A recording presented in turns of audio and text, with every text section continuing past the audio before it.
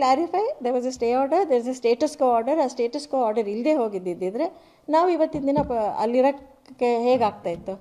ಅವತ್ತಿನ ದಿನ ಇವತ್ತಿನ ತನಕ ಇದೆ. ಅದಾದಮೇಲೆ ಬೇಕಾದಷ್ಟು ಸುಪ್ರೀಂ ಕೋರ್ಟಲ್ಲಿ ಐ.ಎಗಳು ಹಾಕಿದ್ದಾರೆ, ಬೇರೆ ಹಿಯರಿಂಗಿಗೆ ಬಂದಿದೆ.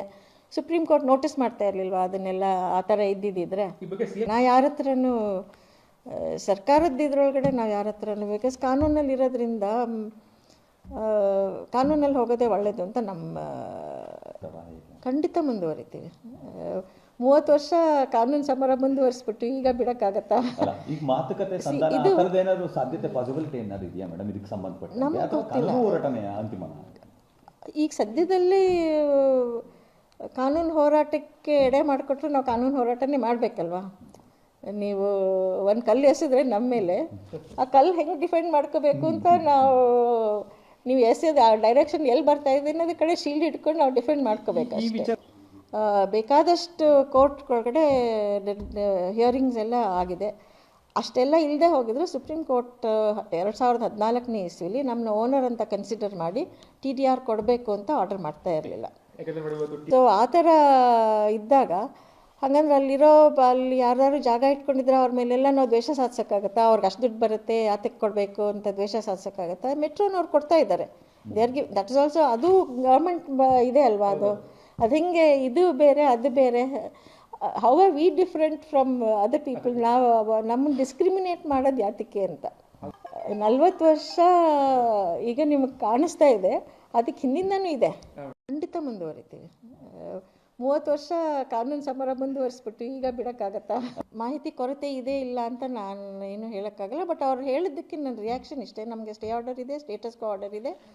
ಅದಾದಮೇಲೆ ಬೇಕಾದಷ್ಟು ಕೋರ್ಟ್ಗಳೊಳಗಡೆ ಹಿಯರಿಂಗ್ಸ್ ಎಲ್ಲ ಆಗಿದೆ. ಅಷ್ಟೆಲ್ಲ ಇಲ್ಲದೆ ಹೋಗಿದ್ರು ಸುಪ್ರೀಂ ಕೋರ್ಟ್ 2014ನೇ ಇಸ್ವಿಲಿ ನಮ್ಮನ್ನ ಓನರ್ ಅಂತ ಕನ್ಸಿಡರ್ ಮಾಡಿ TDR ಕೊಡಬೇಕು ಅಂತ ಆರ್ಡರ್ ಮಾಡ್ತಾ ಇರಲಿಲ್ಲ. 40 ವರ್ಷ ಈಗ ನಿಮಗೆ ಕಾಣಿಸ್ತಾ ಇದೆ, ಅದಕ್ಕೆ ಹಿಂದಿಂದನೂ ಇದೆ. ಆವಾಗಲಿಂದನೂ ಹೋರಾಡ್ಕೊಂಡು ಬಂದೇ ಇದ್ದೀವಿ, ಮುಂದಕ್ಕೂ ಹೋರಾಡ್ತೀವಿ. ನಮ್ಮದು ನೋಡಿ, ಒಬ್ಬರು ಏನಾದ್ರು ಇಂಜಸ್ಟಿಸ್ ಆಯಿತು ಅಂದರೆ ನಾವು ಡಿಫೆಂಡ್ ಮಾಡ್ಕೊಳ್ಳೋದು ನಮ್ಮ ಧರ್ಮ, ನಾವು ಅದನ್ನು ಕೈ ಬಿಡೋಕ್ಕಾಗಲ್ಲ. ನಾನು ನಮ್ಮ ಹಸ್ಬೆಂಡ್ ಅವಾಗಿಂದ ಮಾಡ್ಕೊಂಬಂದಿದ್ದಾರೆ. ಈಗ ಅವರು ಇಲ್ಲ ಆದರೆ ಅವ್ರು ಇಲ್ಲ ಅಂತ ನಾನು ಬಿಡೋಕ್ಕಾಗಲ್ಲ. ಅವ್ರು ಎಲ್ಲಿಗೆ ಬಿಟ್ಟರು ಅಲ್ಲಿಂದ ನಾನು ಮುಂದುವರ್ಸ್ಕೊಂಡು ಹೋಗಿದ್ದೀನಿ, ಮುಂದಕ್ಕೂ ಮುಂದುವರ್ಸ್ಕೊಂಡು ಹೋಗ್ತೀನಿ. ನಮ್ಮ ಕೈಲಿ ಏನಾಗುತ್ತೆ ನಾವು ಖಂಡಿತ ಮುಂದುವರ್ಸ್ಕೊಂಡು ಹೋಗ್ತೀವಿ. ಅವ್ರು ಬಾಕಿ ಅಂತ ಹೇಳಿದ್ದು, ಅವರು ಮೊದಲನೇದಾಗ ಅವ್ರು ಏನು ಹೇಳಿದ್ರು ಅಂದರೆ 96ರಲ್ಲಿ ಈ ಆಕ್ವಿಸಿಷನ್ ಆ್ಯಕ್ಟ್ ಮಾಡಿದ್ಮೇಲೆ ಅವ್ರಿಗೇನು ನಮಗೆ ಏನು ಲೇಟ್ ಮಹಾರಾಜ್ ಅವ್ರ ವಾರಸ್ದಾರಿಗೇನು ಸ್ಟೇ ಆರ್ಡರ್ ಇಲ್ಲ ಅಂತ ಹೇಳಿದ್ದಾರೆ. ಸ್ಟೇ ಆರ್ಡರ್ ಇದೆ, 10/12/96ರಲ್ಲಿ ಸ್ಟೇ ಆರ್ಡರ್ ಇದೆ ನಮಗೆ. ಅದಾದಮೇಲೆ ಸ್ಟೇ ಆರ್ಡರ್ ಆದಮೇಲೆ ಸ್ಟೇಟಸ್ ಕೋ ಆರ್ಡರ್ ಕೂಡ ಇದೆ, ಎರಡೂ ಇದೆ. ಆ status quo order stay order ಕೊಟ್ಟಾದಮೇಲೆ supreme ಕೋರ್ಟಿಂದ ಇನ್ನೊಂದು ಆರ್ಡರ್ ಕೂಡ ಕೊಟ್ಟಿದ್ದಾರೆ. ಈ ಬೆಂಗಳೂರು ಅರಮನೆಯಲ್ಲಿ ಜಾಗ ಫಂಕ್ಷನ್ಗಳಿಗೆ ಕೊಡೋದಕ್ಕೆ, ಆ್ಯಕ್ಟಿವಿಟೀಸ್ಗೆ ಕೊಡೋದಕ್ಕೆ ಅಂತ, ಅದಕ್ಕೂ ಕೂಡ ಪರ್ಮಿಷನ್ ಇದೆ. ಅದು ನಾವು ಇಷ್ಟು ವರ್ಷ ಏನು ಆ್ಯಕ್ಟಿವಿಟೀಸಲ್ಲಿ ನಡೆದಿದೆಯೋ, ಬೆಂಗಳೂರು ಅರಮನೆ ಜಾಗದಲ್ಲಿ ಏನೇನು ಆ್ಯಕ್ಟಿವಿಟೀಸ್ ನಡೆದಿದೆಯೋ ಅದೆಲ್ಲ ಇಲ್ಲಿ ನಮ್ಮ ಕರ್ನಾಟಕ ಸರ್ಕಾರದ ನಾಲೆಡ್ಜಲ್ಲೇ ನಡೆದಿರೋದು, ಯಾವುದೂ ಅವ್ರ ನಾಲೆಡ್ಜ್ ಇಲ್ಲದೆ ನಡೆದಿಲ್ಲ.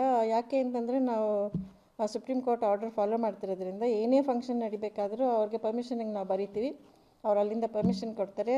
ಸೊ ಅವ್ರ ನಾಲೆಡ್ಜಲ್ಲೇ ಎಲ್ಲ ನಡೆದಿರೋದು, ಯಾವುದೂ ಅವ್ರಿಗೆ ಗೊತ್ತಿಲ್ದಂಗೆ ಏನು ಇಲ್ಲಿ ಏನೂ ನಡೀತಾ ಇಲ್ಲ. ಮತ್ತು ಅಲ್ಲಿ ಏನು ಹೇಳ್ತಾರೆ ಅಂತಂದರೆ, ಅವರು ಸ್ಟೇ ಇಲ್ಲ ಅಂದಿದ್ದಕ್ಕೆ ನಾನು ಕ್ಲಾರಿಫೈ ಮಾಡಿದ್ದೀನಿ. ಸ್ಟೇ ಇದೆ, ಸ್ಟೇಟಸ್ ಕೋ ಆರ್ಡರ್ ಕೂಡ ಇದೆ. ಸ್ಟೇಟಸ್ ಕೋ ಆರ್ಡರ್ ಬಂದಮೇಲೆ we are continuously in possession of that property. ಮತ್ತು ಇನ್ನೊಂದು ಅವ್ರಿಗೆ ಓನರ್ಶಿಪ್ ಇಲ್ಲ ಅಂತ ಹೇಳಿದ್ರು, ಓನರ್ಶಿಪ್ ಖಂಡಿತ ಇದೆ. ಯಾಕೆ ಅಂತಂದರೆ ಫೈನಲ್ ಡಿಸಿಷನ್ ಬರೋ ತನಕ, ನಾವು ಸುಪ್ರೀಂ ಕೋರ್ಟ್ ಮೊರೆ ಹೋದ್ಮೇಲೆ ಅಲ್ಲಿ ಅದು ಹಿಯರ್ ಮಾಡಿ ಫೈನಲ್ ಡಿಸಿಷನ್ ಬರೋ ತನಕ we continue to be the owner and we are the owners. ಅದಕ್ಕೆ ಪೂರಕವಾಗಿ 2014ನೇ ಇಸ್ವಿನಲ್ಲಿ ಆವತ್ತಿನ ದಿನ TDR ಕೊಡಬೇಕು ಅಂತ ಹೇಳಿದಾಗ, ಆವತ್ತಿನ ದಿನದ 2014ನೇ ಜಡ್ಜ್ಮೆಂಟಲ್ಲಿ ಎಲ್ಲರದ್ದು ನಮ್ಮ ಹೆಸರುಗಳೆಲ್ಲನೂ ಓನರ್ ಅಂತಲೇ ಬರೆದಿದ್ದಾರೆ. ಇದನ್ನು ನೀವು ಬೇಕಾದ್ರೆ ಕಾಪಿ ತೊಗೋಬೋದಿಲ್ಲ.